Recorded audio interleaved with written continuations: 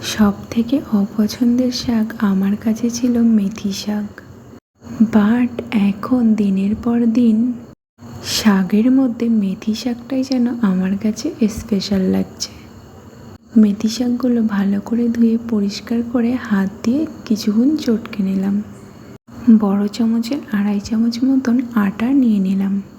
1 চামচ কালো জিরে, 1 চামচ জিরা, 1 চামচ জোয়ান, কুচানো লঙ্কা, কুচানো রসুন আর গ্রেট করা আদা মিক্স করে নিলাম।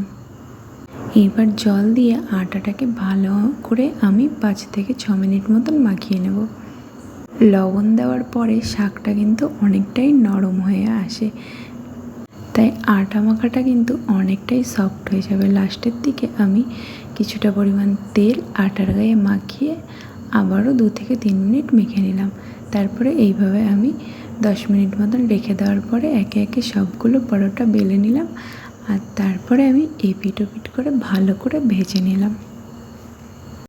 আমার মতো যারা মেথি শাক খেতে ভালোবাসে না, একবার যদি এরকম মেথি শাকের পরোটা খায়, একটার জায়গায় 3টে পরোটা খেয়ে নেবে। আজকের ভিডিওটা তাহলে এই পর্যন্তই। আবার দেখা হবে নেক্সট ভিডিওতে।